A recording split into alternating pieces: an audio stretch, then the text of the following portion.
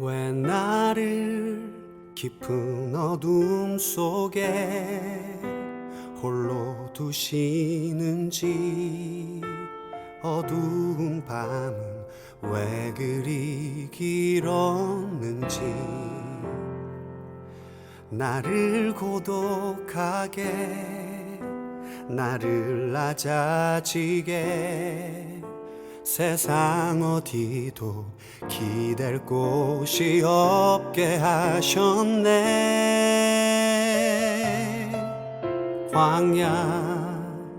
광야에 서 있네.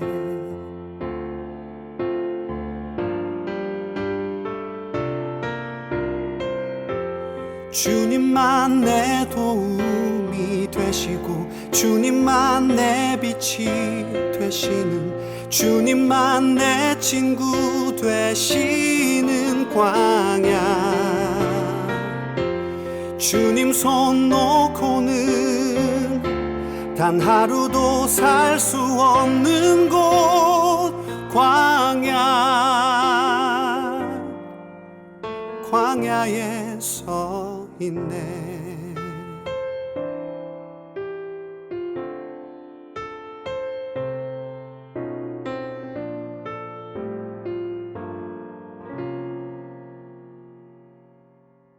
왜 나를 깊은 어둠 속에 홀로 두시는지, 어두운 밤은 왜 그리 길었는지, 나를 고독하게, 나를 낮아지게, 세상 어디도 기댈 곳이 없게 하셨네.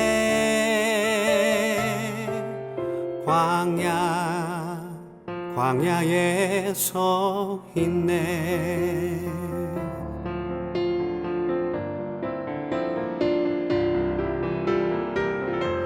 주님만 내 도움이 되시고, 주님만 내 빛이 되시는, 주님만 내 친구 되시는 광야. 주님 손 놓고는 단 하루도 살 수 없는 곳, 광야.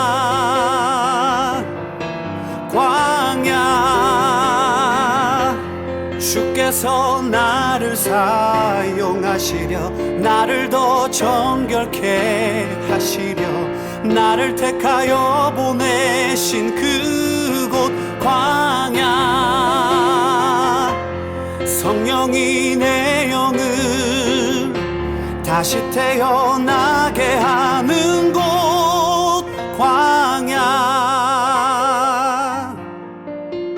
광야에 서 있네.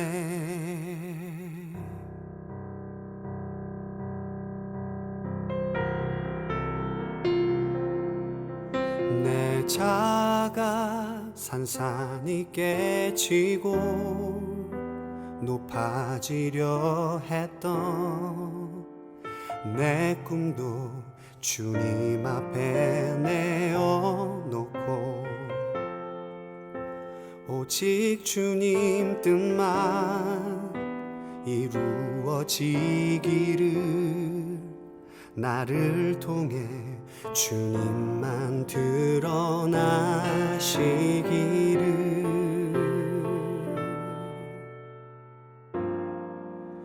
광야를 지나며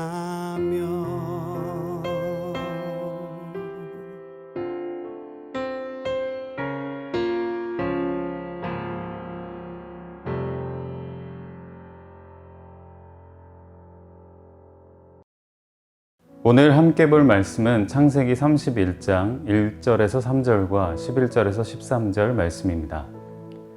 야곱이 라반의 아들들이 하는 말을 들은즉, 야곱이 우리 아버지의 소유를 다 빼앗고 우리 아버지의 소유로 말미암아 이 모든 재물을 모았다 하는지라. 야곱이 라반의 안색을 본즉 자기에게 대하여 전과 같지 아니하더라. 여호와께서 야곱에게 이르시되 내 조상의 땅 내 족속에게로 돌아가라. 내가 너와 함께 있으리라 하신지라. 꿈에 하나님의 사자가 내게 말씀하시기를 야곱아 하기로 내가 대답하기를 여기 있나이다 하매 라반이 내게 행한 모든 것을 내가 보았노라. 나는 베델의 하나님이라. 내가 거기서 기둥에 기름을 붓고 거기서 내게 소원하였으니 지금 일어나 이곳을 떠나서 내 출생지로 돌아가라 하셨느니라. 아멘.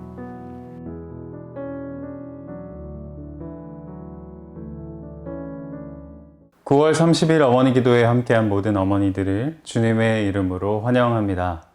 오늘은 9월의 마지막 날인데요. 10월부터는 2021년의 이제 마지막 분기로 접어들게 됩니다.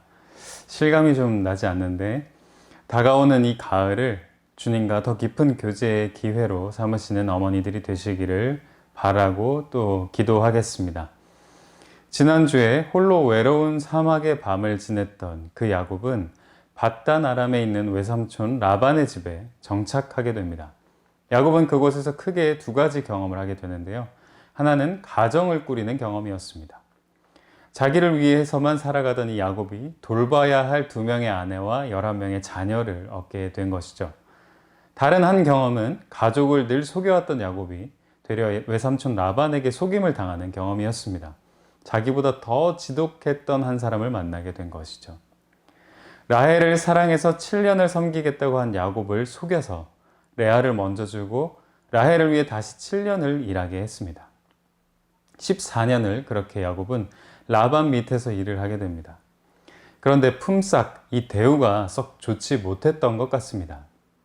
야곱이 한이 맺혀서 아내들에게 푸념하는 말을 보면 그대들의 아버지가 나를 속여 품삯을 10번이나 변경하였다라고 말하고 두 아내들도 그 말에 응답하기를 아버지가 우리를 팔고 우리의 돈을 다 먹어버렸다라는 표현을 쓰기까지 합니다.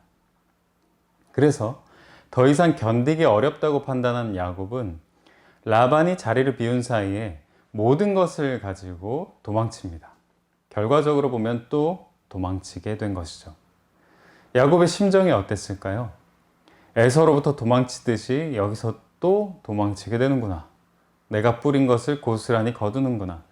나는 어디 정착하기 어려운 사람인가를 비롯해서 복잡한 생각들이 머리를 스쳐 지나갔을 것입니다. 그렇게 생각에 빠져있던 야곱에게 하나님이 그에게 다시 나타나서 이렇게 말씀을 하십니다. 창세기 31장 3절입니다. 여호와께서 야곱에게 이르시되 내 조상의 땅 내 족속에게로 돌아가라. 내가 너와 함께 있으리라 하신지라. 아멘. 떠날 때와는 다르게 돌아갈 때는 하나님의 말씀을 받아서 갑니다. 이것만으로도 야곱이 얼마나 신앙적으로 성장하고 또 성숙했는지를 우리는 알 수 있죠. 귀가 어두우면 하나님의 말씀조차 들리지가 않습니다. 그런데 우리가 여기서 한 가지 주목해야 할 것은 하나님께서 그를 굳이 왜 고향으로 돌려보내시냐는 것입니다. 두 가지를 생각해 볼 수 있을 것 같은데요. 하나는 하나님이 아브라함과 했던 약속 때문입니다. 하나님이 아브라함에게 주시기로 한 땅, 그 약속의 땅을 유업으로 받는 것이 영적인 유산을 이어받는 자의 특권이자 또 책임이었습니다. 이삭에게도 주어졌던 그것이 지금은 야곱에게로 흘러온 것이죠. 그러니까 하나님은 야곱, 네가 영적인 장자로 유업을 이어받는 것이라면 외삼촌의 집이나 또는 다른 어딘가에 머물 것이 아니라 다시 이 땅으로 돌아와야 할 것이다 라는 것을 기억하게 하려 하셨던 것입니다. 많은 이들이 야곱처럼 그저 복을 구합니다. 그런데 성경에서 말하는 복은 항상 사명과 연관이 되어 있습니다. 세상에서 소위 잘 되는 것만 뚝 떼어서 복이라고 하지 않습니다. 복의 내용이 있다는 것이죠. 바로 한 책임 있는 존재가 되어서 하나님의 나라를 이루는 사명을 이어받아야 하는 것입니다. 그래서 때로는 하나님께 받은 복이 우리로 하여금 어려움에 처하게도 하는 것입니다. 예수님이나 바울의 삶을 보면 우리가 그것을 조금 더 잘 이해할 수 있겠죠. 하나님이 야곱에게 고향으로 돌아가라고 한 두 번째 이유는 바로 야곱의 속사람을 변화시키기 위해서였습니다. 바꿔 말하면 존재를 변화시키기 위해 또는 새로운 지경을 열어주시기 위해 나의 세계를 깨고 더 넓은 세계로 나를 이끌어 가시기 위해 하나님께서는 때로 우리가 도망쳐온 곳으로 다시 이끄시기도 한다는 것입니다. 겨우 도망쳐온 문제를 다시 직면하게 하시기도 한다는 것이죠. 이런 말씀은 우리를 참 불편하게 합니다. 고향 생각만 하면 야곱의 마음을 짓누르는 돌덩이 같은 근심이 하나 있었습니다. 뭐였을까요? 네, 바로 형 에서였습니다. 형과의 기억이 좋지 않았습니다. 내가 아는 형 에서는 여전히 지금도 나를 언제든 죽일 수 있는 사람이었습니다. 세월이 흐른 만큼 변한 것도 많았습니다. 혈혈단신으로 도망쳤던 야곱에게는 딸린 식구들이 생겨버렸죠. 지킬 것이 많아졌습니다. 그래서 오히려 혼자 쫓길 때보다 훨씬 더 참담하고 초조하고 불안했을 것입니다. 나를 따라온 이 많은 사람들은 무슨 죄라고 하나님은 또 다시 고향으로 돌아가서 형을 만나게 하시나. 그런데 어린 시절 그때로부터 변하지 않은 것도 있습니다. 바로 에서의 원한과 야곱의 불편한 마음입니다. 둘 사이가 풀리지 않은 매듭처럼 꼬여 있는 것. 이것이 바로 야곱의 아킬레스건이었습니다. 하나님은 덮어두고 모른 채 하며 살아가던 그 문제 앞에 다시 야곱을 세우시려고 하는 것입니다. 자, 장면을 잠깐 바꾸어서 요한복음 4장을 보면 사마리아 여인이 나오는데요. 그 여인이 예수님과 대화를 하다가 점점 내면의 변화를 경험하게 됩니다. 그녀에게 변화의 가능성을 보신 예수님께서 갑자기 바꿔서 질문을 하나 던지시는데요. 바로 가서 내 남편을 불러오라 라는 말씀이었습니다. 여인이 저는 남편이 없습니다 라고 대답하자 예수님이 내 말이 맞다. 전에는 남편이 5이 있었고 지금 같이 있는 그도 너의 남편은 아니니까. 이렇게 대답하시거든요.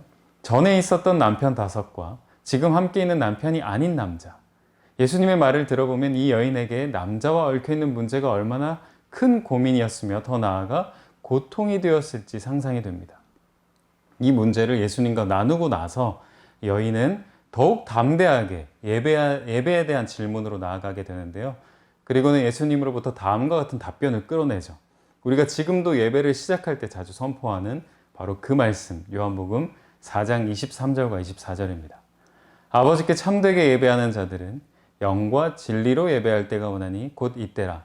아버지께서는 자기에게 이렇게 예배하는 자들을 찾으시느니라. 하나님은 영이시니 예배하는 자가 영과 진리로 예배할지니라. 아멘. 이 여인이 아니었다면 이 말씀은 도무지 우리에게 선포되지 못했을 것입니다. 자신의 숨겨진 문제를 하나님 앞에서 씨름한 한 사람이 하나님 나라에 얼마나 소중한 역할을 감당하게 되는지를 보여주는 숨겨진 감동적인 장면인 것이죠. 야곱의 아들 요셉도 그의 형들과 맺힌 문제들을 결국에는 직면하도록 하나님이 이끄셨습니다. 성경에 이런 예는 수도 없이 많이 있습니다. 오늘 우리가 함께 기도해야 될 부분이 바로 이것입니다. 어머니로서 가장 중대한 문제, 내 속에 숨겨두고 덮어뒀던 아픔과 상처의 시간과 사건, 풀지 못한 매듭을 하나님 앞에서 꺼내놓지 않으면 이것이 자녀에게로 고스란히 흘러갈 위험이 있습니다. 우리가 보다 하나님의 형상에 가까이 가기 위해서, 보다 성숙한 그리스도인이 되기 위해서 이 과정은 꼭 있어야 하는 것입니다. 이것이 우리를 괴롭게 하고 불편하게 하고 사망의 음침한 골짜기로 이끄는 것 같지만 죽고자 하면 살겠다라고 하셨던 말씀처럼 깊이 박혀있던 가시를 뽑아내고 쓴뿌리를 걷어내면서 오히려 생명이 흐르게 할 것입니다. 그리고 그것이 또 우리를 살리고 복된 사명을 감당하게 하며 더욱 성숙한 어머니가 되게 하리라 믿습니다. 계속해서 기도하며 나아가겠습니다. 먼저 말씀을 생각하며 기도하겠습니다. 가장 깊은 문제로 다시 야곱을 이끄신 주님, 우리에게도 해결해야 할 아픔과 문제가 있다면 주님 앞에서 그것을 다룰 수 있도록 인도하여 주시고 그것을 통해 우리가 더 성숙한 그리스도인, 성숙한 어머니가 되게 하옵소서. 복과 동시에 사명을 주시는 주님, 우리의 복은 무엇인지 그리스도인으로 또 어머니로 나의 사명은 무엇인지 점검하게 하시고 그 자리를 벗어나지 않도록 힘을 주옵소서.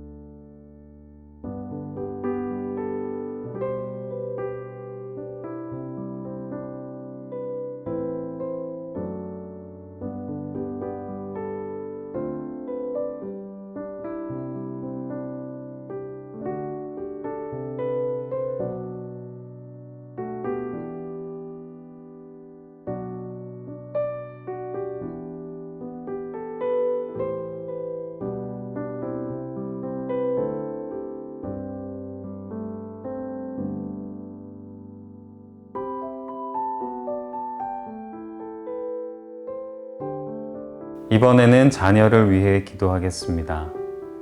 자녀들이 하나님과의 관계를 최우선으로 생각하도록 신앙의 기초가 바로 세워지게 하소서.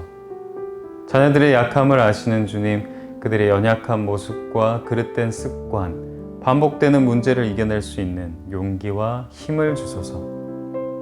자녀들의 학업, 진로, 취업, 결혼 등 삶의 중요한 지점에서 하나님의 인도하심을 경험하게 하소서.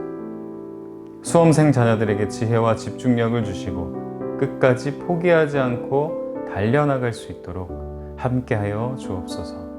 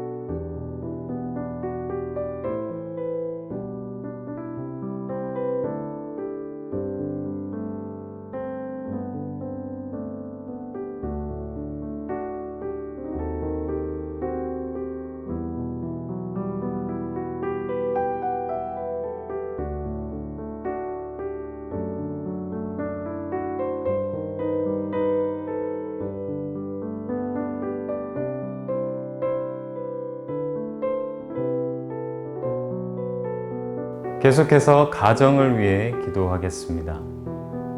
믿음의 가정이 되게 하옵소서. 주님을 삶의 최고의 가치로 두고 믿음 안에 서로를 이해하고 세워주며 하나가 되게 하소서.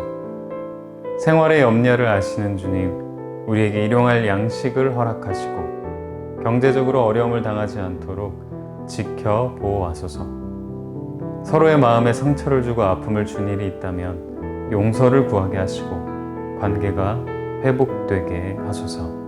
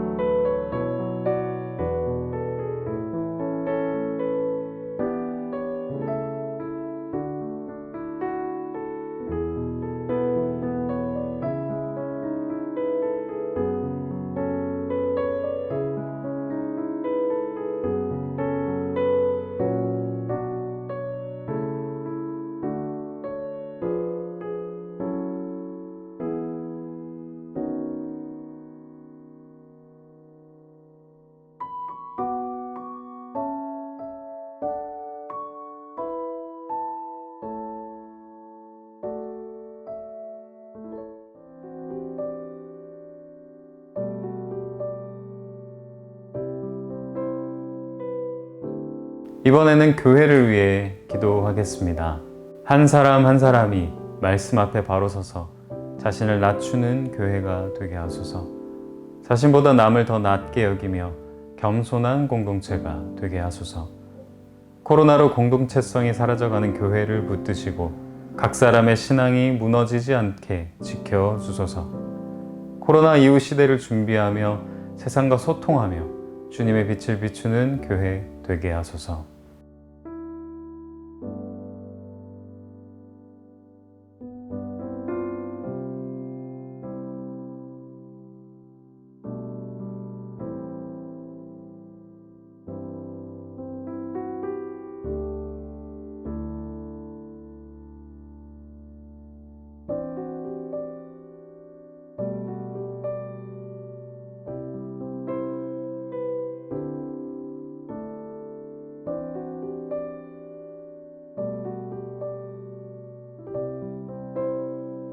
마지막으로 각자의 기도 제목을 가지고 기도하겠습니다.